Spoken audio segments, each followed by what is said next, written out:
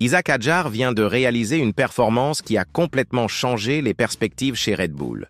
Pendant que tout le monde suivait attentivement la lutte pour le championnat, le Français de 20 ans a surpris la moitié du plateau et maintenant Helmut Marko fait des déclarations qui vous feront entièrement reconsidérer vos attentes concernant l'avenir de l'écurie la plus puissante de la Formule 1. Et notez bien, quand Marko s'exprime pour reconnaître un talent émergent, il vaut la peine d'y prêter une attention maximale, car cet homme ne distribue pas facilement les compliments. Ce qui s'est déroulé à Zandvoort a largement transcendé un simple podium de rookie. Cela représentait une démonstration silencieuse de force qui pourrait remodeler complètement la structure hiérarchique interne de Red Bull pour 2026. Hadjar n'a pas seulement décroché le podium, il a démontré quelque chose que très peu de pilotes peuvent montrer face à l'adversité. Un contrôle absolu pour maintenir derrière lui des pilotes du calibre de Charles Leclerc et George Russell. Et quand on considère que ces deux pilotes cumulent de plus de 10 ans d'expérience dans la discipline, l'exploit devient encore plus extraordinaire. Comprenons bien ce scénario. Red Bull traverse une phase de renouvellement sensible. Max Verstappen reste le souverain incontesté. Mais il y a une question que tout le monde évite d'aborder directement. Qui possède vraiment le tempérament nécessaire pour partager le garage avec lui? Yuki Tsunoda avait enchaîné 7 courses consécutives sans marquer de points, démontrant une instabilité précisément au moment où il devait faire preuve d'excellence. Liam Lawson continue de valider ses références et tente de persuader la direction qu'il mérite sa chance. Et soudainement apparaît ce talent français qui fait exactement ce dont Red Bull a besoin. Prouver qu'il garde son calme sous une pression extrême et qu'il possède la vitesse pour rivaliser avec n'importe quel adversaire. Le podium d'Hadjar à Zandvoort n'était pas le fruit du hasard, mais bien celui d'une compétence absolue. Le pilote est parti de la 4e position et resté proche de Verstappen pendant toute la course, analysant chaque manœuvre du quadruple champion du monde comme un élève dévoué. Et lorsque le moteur de la McLaren de Lando Norris a décidé de défaillir au moment le plus décisif, il n'a pas gaspillé l'opportunité comme tant d'autres l'auraient fait. Il a résisté à la pression de 2 pilotes possédant une expérience considérablement supérieure, a maintenu sa concentration lorsque Russell a tenté l'attaque finale et est devenu par la même occasion le plus jeune Français de l'histoire à monter sur le podium en Formule 1.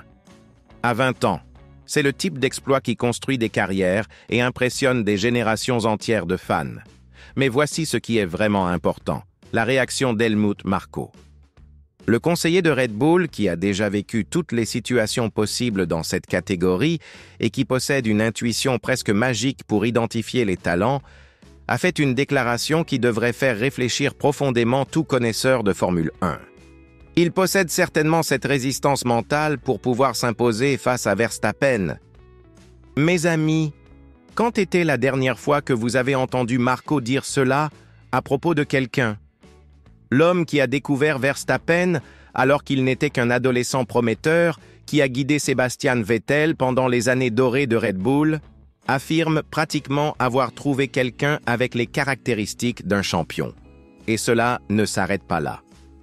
Marko est allé plus loin et a souligné quelque chose qui s'observe rarement chez les pilotes débutants.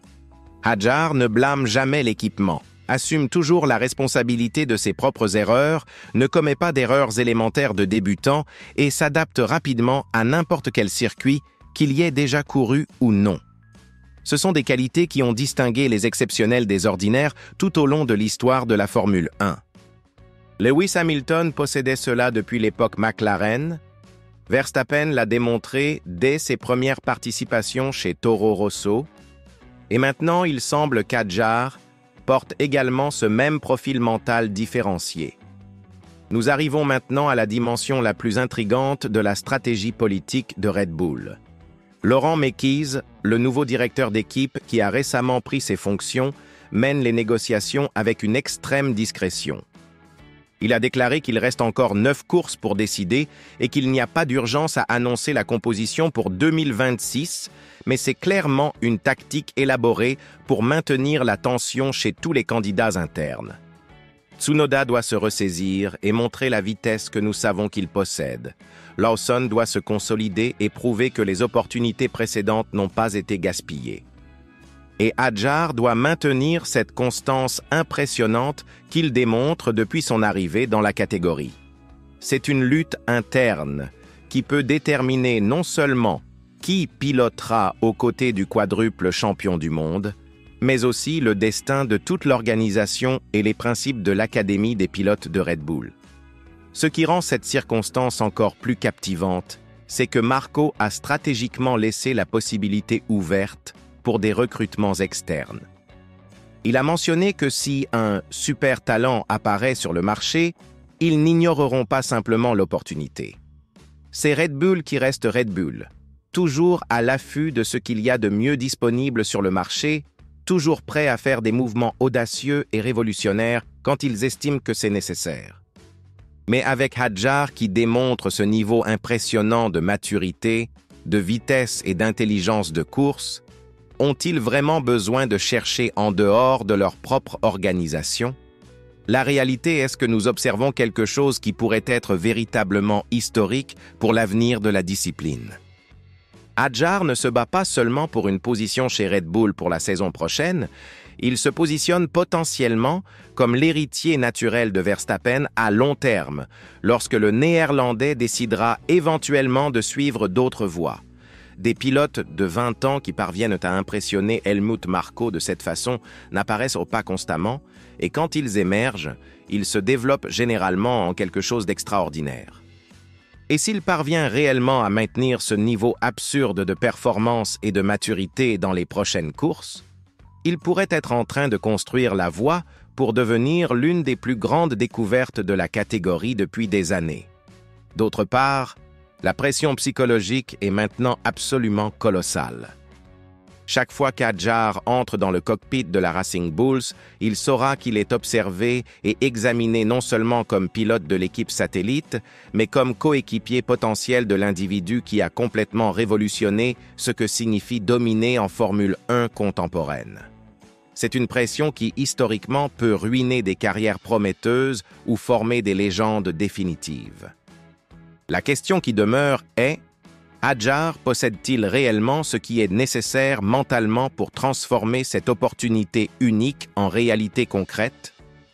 Le plus fascinant de toute cette situation est que pendant que tout le monde était complètement concentré sur les batailles épiques pour le championnat principal entre McLaren, Ferrari et Red Bull, la véritable transformation de l'avenir pourrait se dérouler discrètement dans les positions inférieures de la grille. Hadjar prouve en pratique qu'il n'importe pas nécessairement où vous commencez votre trajectoire, ce qui compte vraiment est comment vous utilisez et maximisez les opportunités lorsqu'elles se présentent enfin. Et si Marco a raison concernant la force mentale exceptionnelle de ce jeune homme, nous pourrions littéralement être en train d'assister à l'émergence du prochain grand nom qui dominera la Formule 1 pour les 10 ou 15 prochaines années. Que pensez-vous de cette situation dans son ensemble?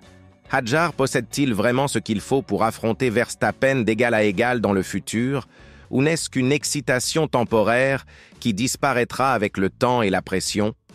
Et Red Bull devrait-elle investir massivement dans la jeunesse et le talent pur de sa propre académie, ou serait-il plus prudent de chercher un nom déjà établi et prouvé sur le marché? Partagez votre opinion sincère dans les commentaires ci-dessous.